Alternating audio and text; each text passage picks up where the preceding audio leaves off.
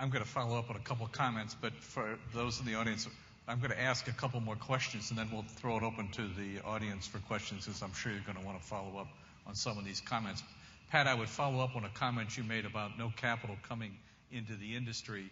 Where do you think expansion is going to occur? Or places like Brazil, which has opened the reinsurance market, or China, are these just distractions right now, or do you think there's real opportunities that exist for both geographic or potentially product line expansion?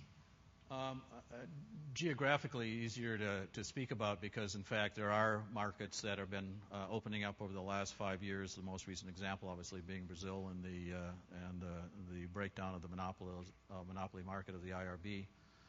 And they are real markets, and there certainly is real opportunity, but you have to take each one of them individually.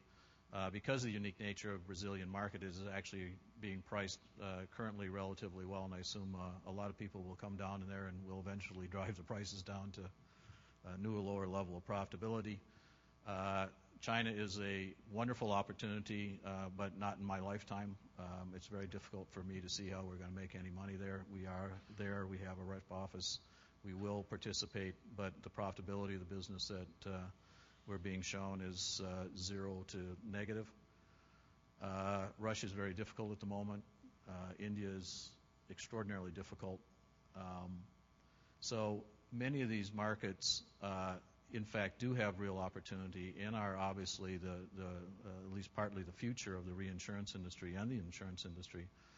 But they're not going to be the savior of the reinsurance or insurance industry's profitability in the near term. Jean-Luc is a recent public company, and how does all of this affect you? Well, I guess we get the same kind of questions, which is how you're going to grow your business, and what about China, Brazil, Russia, and all stuff. Just taking China as an example, I was in China a month and a half ago, right after the quake. And it's interesting when you ask insurers locally, you say, okay, you ask simple questions like, what's your exposure there? And the answer is, well, we haven't got a clue. Okay, that's very reassuring. Price that. Yeah. So, and the reality is this country, from what I can judge, is they're purely in a production mode.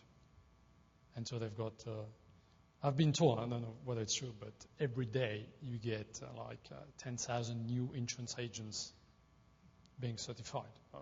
Certified may be a bit strong of a word, but I should say admitted to operate insurance. And so they're all doing business, and risk management doesn't mean anything yet. So for reinsurers, as I said, we're mainly exposed to cat, and China is a bit like, I guess, US and Australia and a few other countries where you can get almost anything you can think of as a risk. And you've got all these people moving along the coast, which is the most risky. So I would agree with Pat that in the long term, China should be a huge market. Now, the other big theme in China is, in the world for insurance, you almost have two models. One is where you get a lot of small companies, and the big guys only represent a certain chunk of the overall insurance premium, and this is like the US. And the second model is you get gigantic insurers, and you get like an oligopoly, 4 or 5. And Europe is sort of like this, because you get very few big players, and they represent 80% of the market. So for a reinsurer, that's probably not what you like, because our job is to diversify risk, and by definition, that's what these insurers are doing. And they're buying reinsurance just for the top hand of their risk, and that's where we get problems. So China is really a challenge. India is also, for other reasons, a big challenge. I guess the only growth area I could see really for us would be the agriculture business globally, because there is a need. I'm back to my initial comment. I mean, we need to feed the population. Now, the story is fairly simple. These farmers don't have the money to pay insurance to start with. So it's only if it gets subsidized that they can buy insurance. And here we have to play with the banks, and that's what we're trying to do. whereby the bank provides the loan. We're talking small amounts here, nothing to do with the big investment banking story. Small amounts, so they can buy the seeds and they can plant, and then you have insurers providing insurance, and we're again just to protect against the nasty scenario. And that's probably the only line where I could see some decent growth worldwide. The rest is, I don't think, really growing or very attractive currently. We could have a whole session on microinsurance and microfinance, I'm sure. Now, you've seen all of this as a Lloyd's broker in the past. I mean, where do you see this going, Chris? Expansion, et cetera, or not? Well, I mean, I don't think that it's a given that reinsurance is a growth business. That's a kind of sacrilegious comment, but there's a lot of reasons why it's not. But if we look at the obvious areas for growth, the emerging markets, we did some work on it recently. Japan, North America, Western Europe represents, we think, 86% of our addressable market. Now, those are low growth areas. Low economic growth, and insurance will track the economy. The high growth areas, therefore, represent the balance, 14%. And if you assume that their markets are going to grow at the same level as the IMF expects their economies to grow in the next 10 years, then in 10 years' time, I think you get it to those areas going from 16 to 21%, or the mature markets declining from 86 to 79. It's a way of saying that the absence of growth in the developed world is not going to be compensated for by a surfeit of growth elsewhere. Now, another factor, I think, is consolidation. And over the recent years, there's been a lot of that. The last couple of years, a bit less. I think in the next few years, we're going to see more. Well, from a reinsurer's point of view, every time two insurance companies come together, we lose a client. And we didn't have all that many clients to start with. The number of insurance companies in the world is a small, finite number. And bigger companies tend to run bigger retentions. And bigger retentions means exporting only the more volatile risk. So I'm going to pause here before we get too depressed. But I don't see the reinsurance industry as an industry of massive growth. There will be, of course, moments. There will be cataclysms. There will be things that happen. We might have a contrary view there. Well, okay. That's good. I do think that risk is a growth industry. I mean, I think there is an enormous amount of risk in the world, and the amount of risk either as measured by things that can burn or things that can fall apart, or measured by a liability risk, things that can go wrong and you get sued for, in fact, is growing. The composition of risk and where risk goes and how risk transfer potentially changes. I think the issue also with reinsurance is that we always use the wrong metric. The metric of we are a growth company if you measure it by growth in shareholders' equity or growth in book value, because the industry does compound at an 8 to 10% sort of level, even after paying a reasonable level of dividends back to the shareholders, and that's a pretty good growth rate. The fact that premium levels don't keep up always with the fact that the book value grows, is kind of a separate issue. And I guess the third one is, when we think about new markets and we think about new products from a reinsurer's perspective, it isn't growth per se that I'm interested in going to Brazil. It's that if I go to, as you said, I go to Brazil because I get better diversification. If I get another market or another line of business, like agriculture as well, which isn't correlated, as near as I can tell, with U.S. casualty or hopefully with U.S. cat, then, in fact, I have a better diversification, which means, in fact, I have the opportunity to have a growth business, i.e. measured by growth in book value, growth in shareholders' equity, with less volatility in that growth rate, which is really what we measure success for as a company. What we look for is the growth in book value per share, and we look at the variability in the growth in book value per share and track the risk and return. I am always struck by the fact that in the financial industry, only thing they told you was their rate of return goal. We're going to make 15%, we're going to make 18%, we're going to make 20%. But they never told you what the risk was that was associated with that rate of return. I think where the reinsurance industry has gotten itself to is, and the insurance industry, is we tell you what the rate of return is or what the growth rate and book value is, and we'll also tell you what the risk is around that. What's the variability around that? And I don't think it makes any sense at all to put out a return target without telling you how much risk you're taking to get that kind of return. When you stop and think about all of this, whether it's expansion or it's contraction, how do you deal with the issue of human capital? How do you recruit people? How do you get people to go? You know, if you stop and think, we were talking about China. There's 43 qualified life actuaries in all of China. There are thousands in the pipeline, but there are 43 qualified. There are fewer non-life actuaries in China. So you're looking at markets that are expanding incredibly, and at the same time, all of you are faced with how do you get people, if you're going to do that, or how do you get people to deal with even an industry that, as you've defined it currently? Chris, you want to? I think you compete in the global marketplace and you consider what is it that makes insurance an attractive business to be in. You know, I don't think we always succeed. I can remember in the days when I used to be a reinsurance underwriter, visiting a great client in Southern California. They did a great job. I liked their performance. I liked their systems. I liked their risk management. Everything about them good, except there was one person in the company under the age of 35, and that person was the receptionist. I said, where's the next generation? This is 10 or 15 years ago. It was the year of the dot-com. The bright kids are all doing other things. They want to be a millionaire by the time they're 27. And I think, you know, we know where the dot-com bubble ended, but then there was the hedge fund bubble as well. And I think we've got to sort of show that insurance is rewarding, creative, and fun. I think there's something out there called Gen Y, you know, the guys who, they like their trousers to be halfway down their legs when they're wearing them. They kind of like to wear big headphones. And I don't think they're necessarily thinking insurance is what we want to do next. And yet, you know, I think we've got to find ways of bringing them in. We don't want them all to work for Microsoft or work for hedge funds. We want them working for us. Tough to do, because we do have an image as a staid business.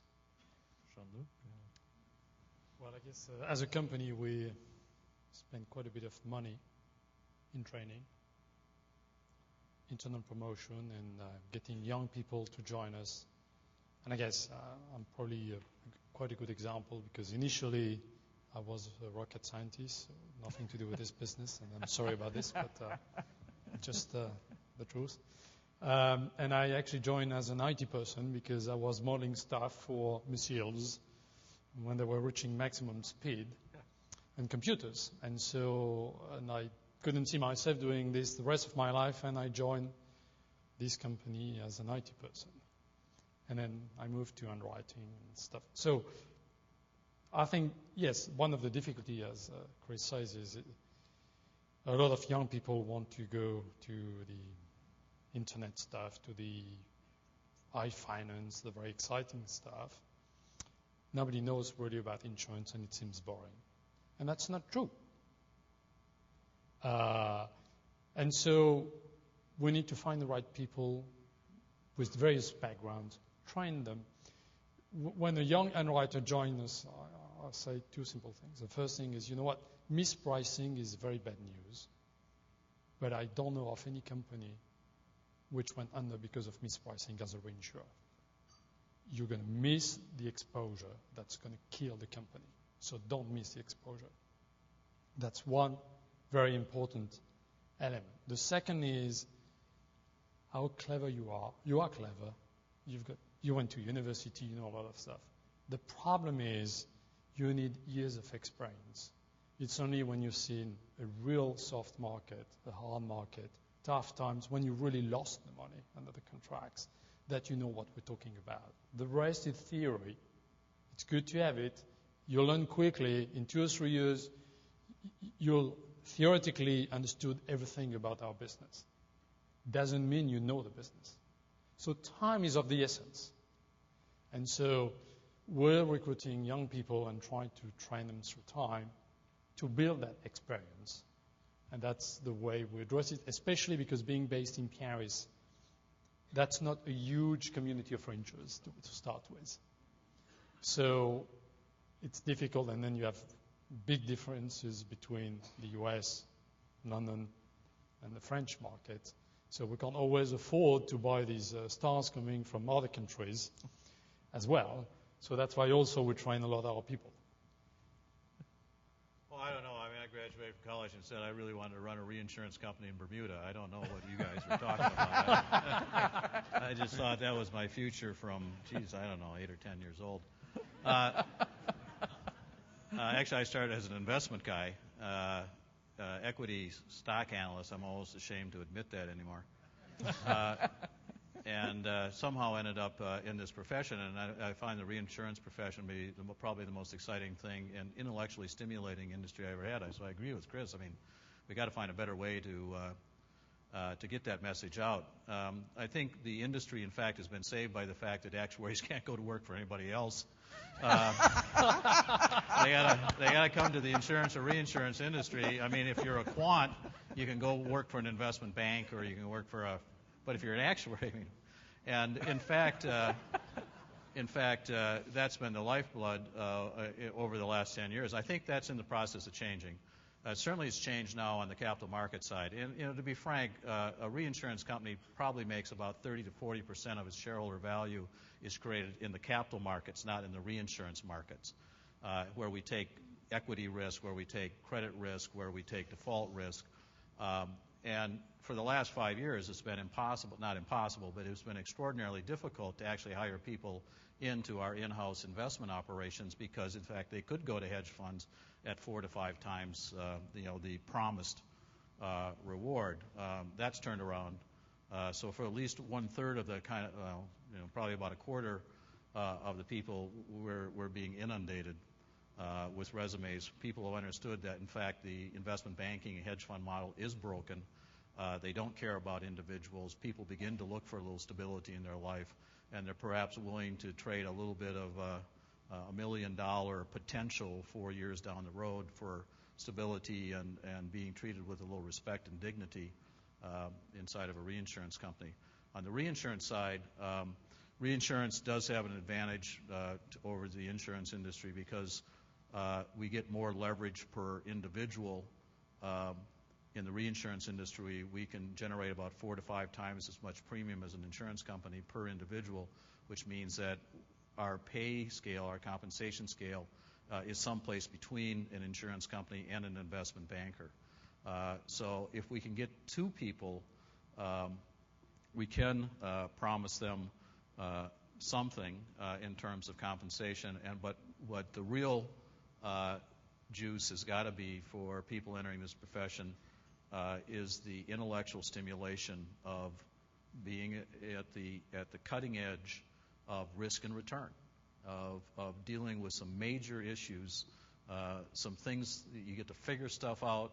It's great cocktail conversation, and it really is an exciting business. And we just, as Chris said, we just need to do a better job of convincing people that.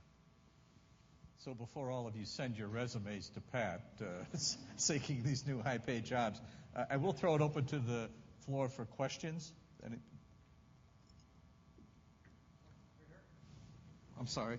Okay. We heard our regulator speak this morning about changes to Article 13. I'm just wondering, with the changes in the 25% rule, where the business is written, do you see that impacting your Canadian operations in the future? Okay, we have a Canadian-specific question related to Rule 13. It may, I don't know whether you gentlemen want to deal with that. I don't know. Yeah. Let me, with some trepidation, try and offer a thought. I'm by no means an expert. What I think we need is good regulation. I think there has been, and I would encourage talk around the world, where companies ought to be appointing a principal regulator.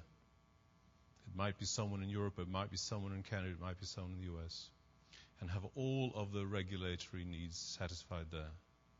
That means that they can't hide pockets of exposure in one jurisdiction from a regulator in another jurisdiction. And as long as the regulator is respected and understood, I think that is a sound way forward for financial regulation.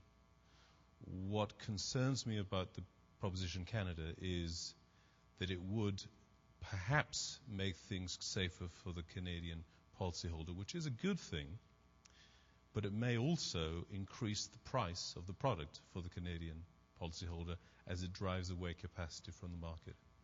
I'm not sure that a model that says, certainly for a single balance sheet to be spread, not just perhaps to Canada, but in many markets around the world that provided the lead, where capital would be divided downwards to meet policyholder obligations in many different countries. I'm not sure it's a good one. I think it's an expensive one, and it puts the price of the product up.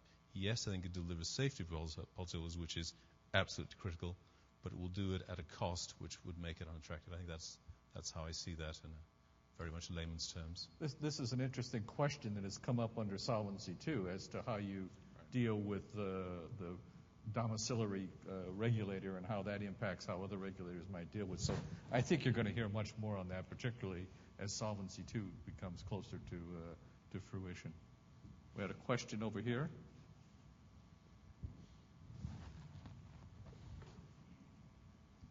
Yeah, with respect to the hedge funds, they've come into the market in the past few years primarily providing CAT capacity, either on a securitized basis or retro capacity. Do you see any dislocation of that money, and will it have any impact on CAT pricing, particularly U.S., and any trickle-down effect? I think insurance-linked securities obviously have been quite an innovation over the last really 5 to 8 years, and there's certainly some benefits to securitization. My concern about at least some aspects of the securitization market is that they're being sold not so much to the hedge funds now as being sold to fixed income investors who believe this is a fixed income, a bond type risk. And originally it was a 1 in 100, 1 in 200 type of exposure. And in fact, it looked like a couple hundred basis points of free money for what would be kind of a single A type risk. I think what's happening in the insurance-linked securities market is, in fact, the risk level is rising fairly rapidly, both because they're moving from an index to an indemnity type product, and in fact, they're moving down or back in the risk curve. And so, in effect, what's going to happen, and is already in the process of happening, is that these are no longer 1 in 100 year or 1 in 200 year type